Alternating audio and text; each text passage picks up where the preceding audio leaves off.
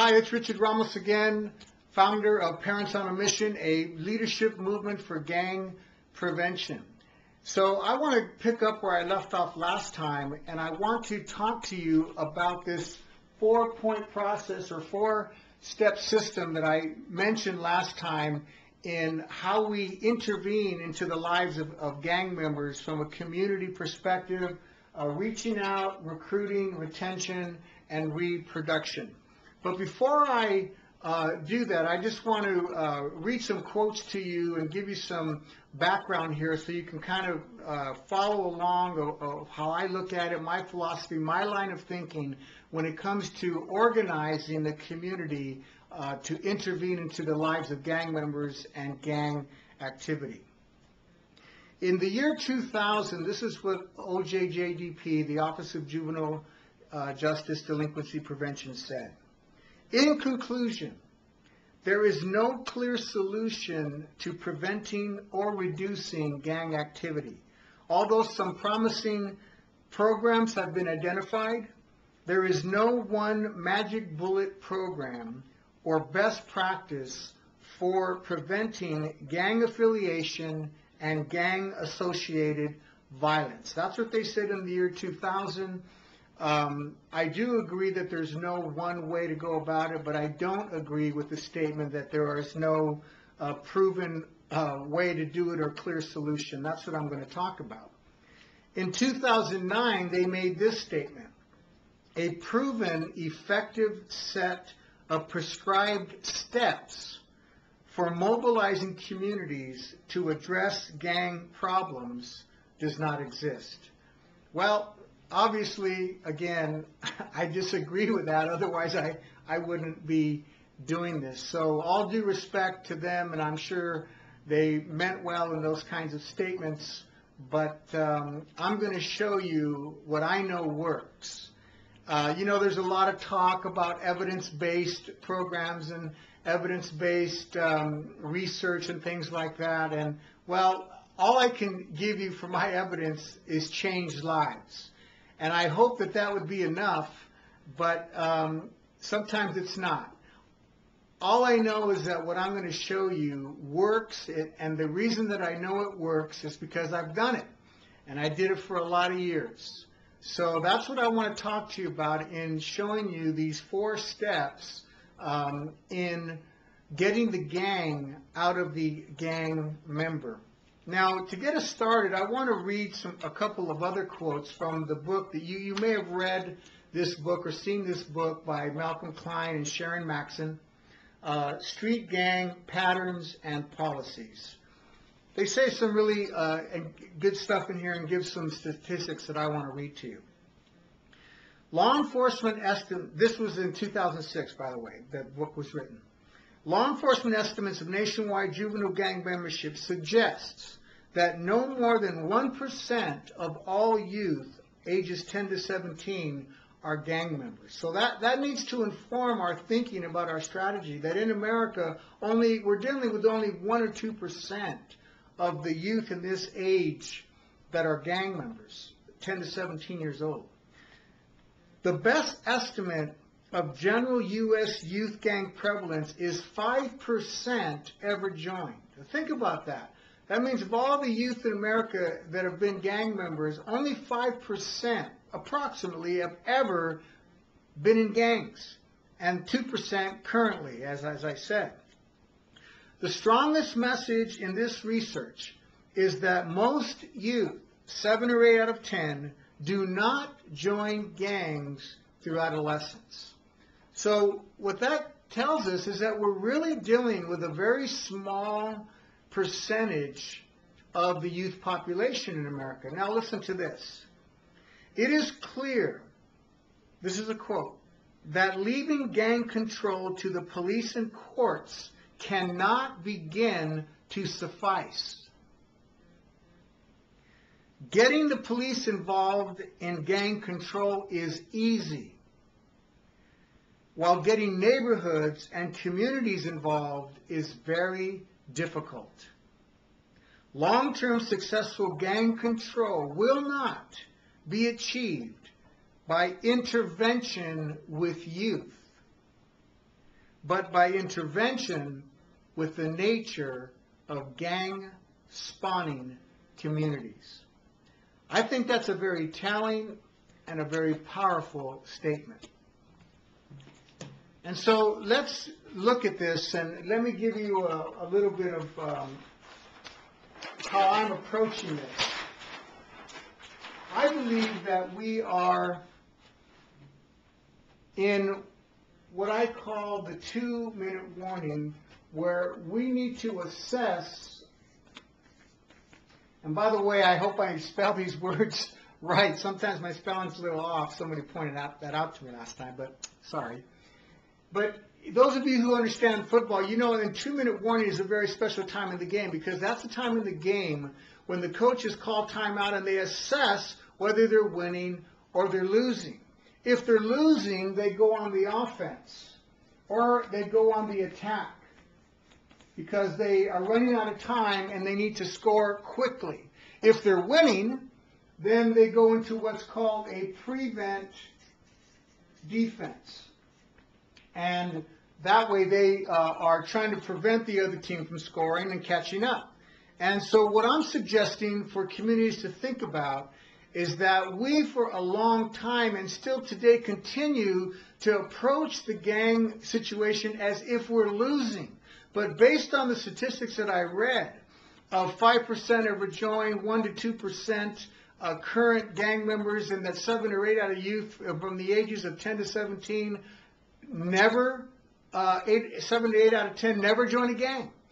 To me, that says that we're winning, and so that's why I believe we need to be playing prevention defense rather than being on the attack and declaring war and those kinds of things. So that's the approach that we are suggesting, or the posture that we are suggesting to communities to take, rather than this enemy posture, because we should look at gang members as our competition, not our enemies. Enemies. That's probably spelled wrong. Oh well. You know what I mean. And when you have that, this helps us to change our strategy, as I said, to be effective.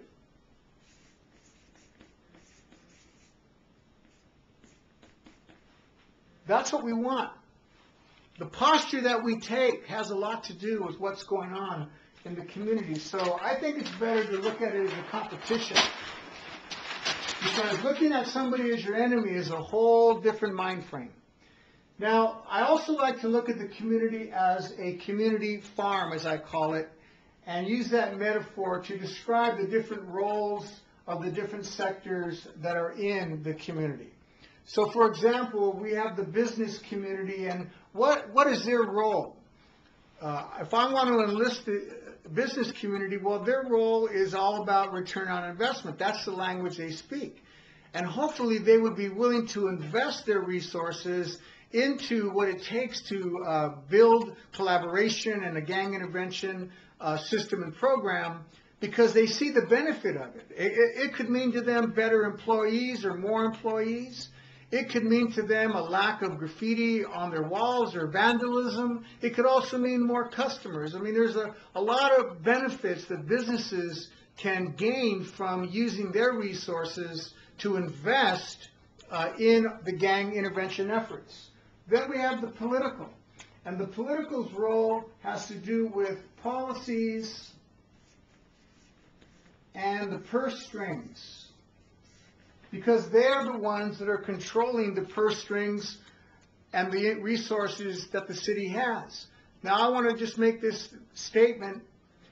If politicians are not willing to invest money into the gang intervention efforts, significant money, and write the correct policies that are going to support these intervention efforts, then they're just not serious. But the problem with that is that the community is looking to you for leadership. They're looking to you to do something about the gang activity and the problems that are going on. But we need more than lip service. We need money. and you're controlling that money. And your priorities of policy and purse strings needs to be about the gang intervention effort. So that is the role of the political leaders. And then also then we have the education. Now what is the role of education or the schools? In-kind resources.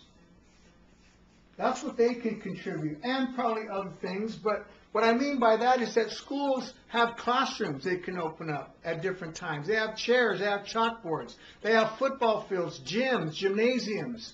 They have maybe a counselor or a psychiatrist or a teacher who wants to donate their time and make themselves available to speak to these kids that we are recruiting. Or whatever it is, but schools have a lot of resources that they can give on an in-kind basis and help us have a place to hold a meeting, town hall meeting, or different kind of, or even a program and different things like that. Then we have the law enforcement. What is the role of law enforcement? Well, disruption. That's what we need them to be doing, and that is what they do, and they do it well.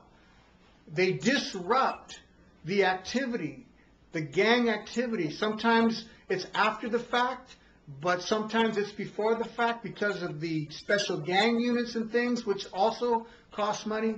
But their role is one of disruption. Now, I know that law enforcement does other things, but just in general, these are the different roles of the different sectors on the community farm, and law enforcement is crucial and vital in disrupting what gangs are up to.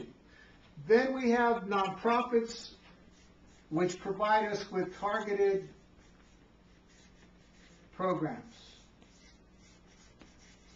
Because nonprofits need funding, and they're usually seeking funding, but their funding has to do with their mission. Their mission statement is telling them what they're about, who their target audience is, and a lot of nonprofits are targeting gang members and gang activity, and they want to intervene and do the work. And so we look to them for those specific programs, and really only those nonprofits that have a targeted program that has been getting results, they're really the only ones that should be eligible to apply or compete for funds. We shouldn't just allow anybody in the community, any nonprofit or any entity, to compete for the limited funds that we're looking to political leaders and businesses to provide. That money should be only made available to those that are getting results and have targeted programs for this problem. And then the last sector or entity in the community farm and their role is the faith community, which is all of the above. See, the faith community becomes such a crucial partner and vital partner because a lot of times, even if you didn't have the business community resources, the political policies and purse strings, the law enforcement, the schools, even if you didn't have those things, a lot of times the faith community is doing it all anyway. They're providing money, they're investing time, they're investing people, they're investing resources, they're opening up their buildings, they're opening up their schoolrooms, and they have people there that have the heart to do this kind of work that is not 9 to 5, as I said last time, not Monday through Friday. And so the faith community becomes a very crucial partner on the community farm. Now, let's get to these 4 things that I talked about last time. And the first one was reaching out. And reaching out is really about a special group of people, or special ops like they call them in the military, or like Navy SEALs. I mean, reaching out is not for everybody. A lot of times, when we are going to deal with the gang problem, we have the habit of calling everybody together. But as I said, we're in a time of a 2-minute warning. We need to call time out, step back from what we're doing as a community, and assess the situation. We need specialized players on the field right now. We need those specialized people who know how to effectively reach out to these gang members that are causing the problems in our community. So some of the keys to reaching out. Number 1 is we need, as I already said, competent people. We need people who know how to go about reaching out to these kinds of young people, gang members. Then we need cooperative efforts. And what I mean by that is there needs to be a systematic interagency collaboration or cooperation. That way the burden of doing this kind of work is not falling just on one agency or entity like the church or the school or law enforcement, but there's got to be leadership that provides a collaboration, cooperation of interagency efforts. Then there needs to be creativity. And what I mean by this is that we need to know the conversation that is going on inside the mind of gang members. It's like marketing or advertising. That's what makes effective marketing and advertising and selling products, is that they already know the conversation in the mind of their customer, you and me. And that's what commercials are designed to do. They're designed to tap into the conversation that, oh, I need this, or my car, my kids, or this product or that. It's the same way with gang intervention. We know or need to know that conversation that's going inside their mind, and that way we come up with different ways of reaching out to them. Whether it's music, like we used to use music and drama, or events or giveaways or handball tournaments, all of this creativity so that we could tap into what they were about and then reach out to them and take it to the next step of recruiting. But the last thing on here is that whatever we do in reaching out, it must be consistent. Why is that important? Well, you guys know, those of you that are doing this work already, it's all about trust. Reaching out consistently will build trust. Because you know how it is in the barrio, in the ghetto. Those people are there to stay. They're not going anywhere. And that's another reason why the church is usually so effective and has the trust, because they're not going anywhere either. But we see a lot of programs come and go, a lot of surveys of this program, this thing. But what happens is usually they run out of money and then they go away. After school programs and things like that. But if we can develop a consistent reaching out, it builds trust, and then we're going to get results. Okay? Let's look at recruiting. Recruiting is being aware of the condition of the harvest field. Knowing where they're at, knowing what's going on in our community, how many, being aware. Who's the rivals, those things. Those are basic things. You guys know those kinds of things. So let's look at some of the key skills. One is follow ground. What is follow ground? Follow ground is untilled and neglected areas. This means, who are those hardcore, hard-hearted gang members that have been neglected? Maybe people are afraid to approach them. See, that takes a special skill. Who knows how to approach that kind of ground, that kind of heart, and to start to break it up so that later on, maybe a few years later on, we can start to plant in that field and nurture that field and win that seed. But that takes a special skill. Then planting seeds.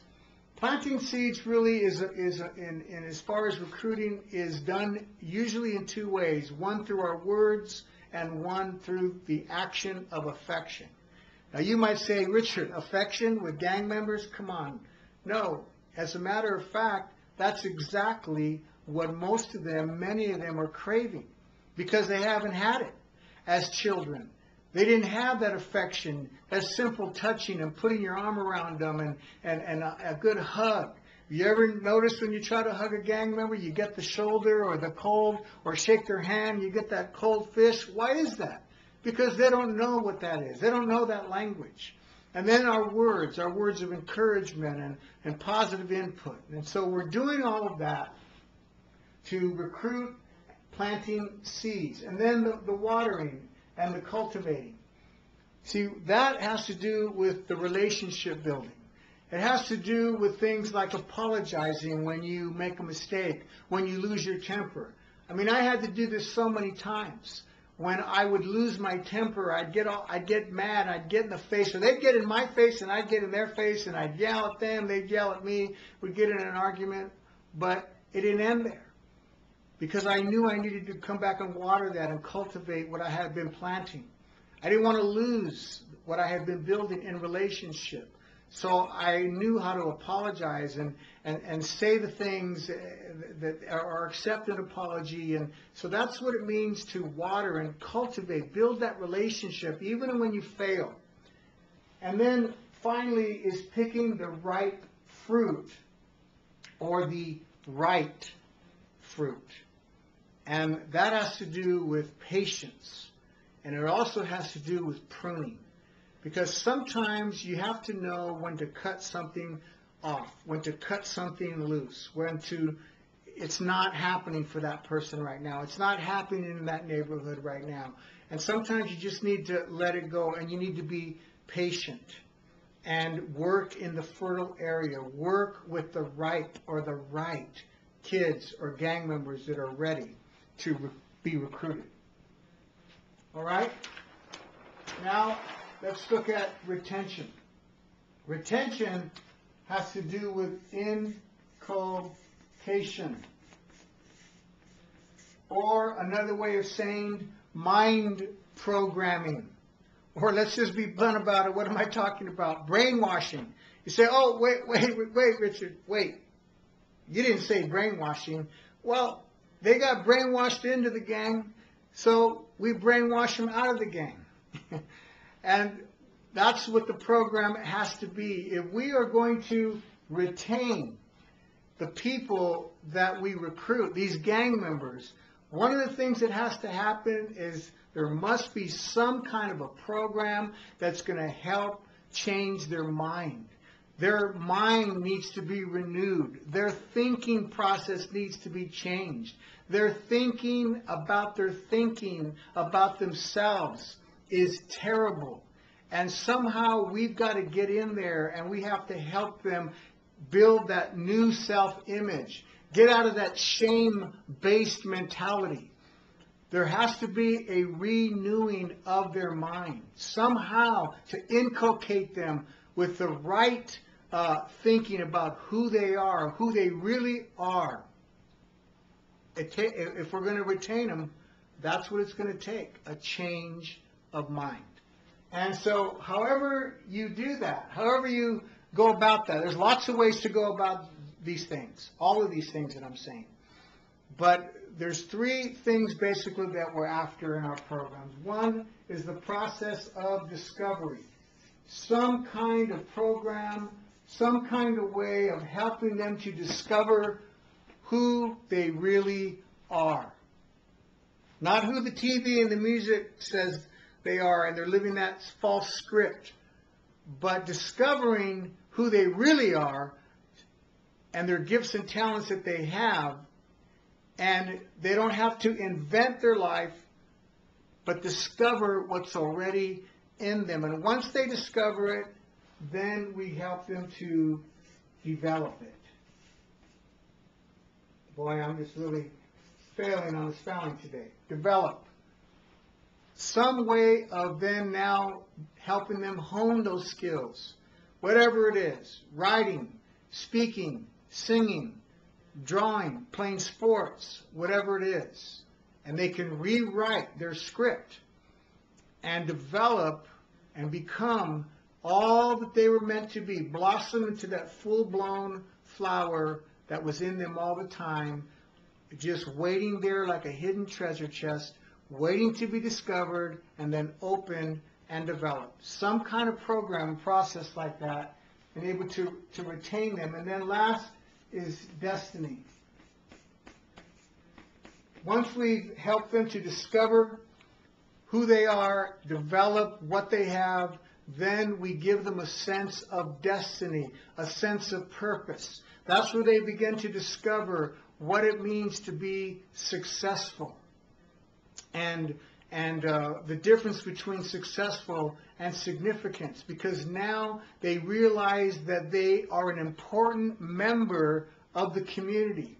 and they have a sense of purpose that this is why I'm here, and this is the mission that I'm on, this is the calling of my life. Totally different from the path they were on of gang membership. And so finally, then we have the aspect of reproduction. And this is a systematic reproducing reproducers.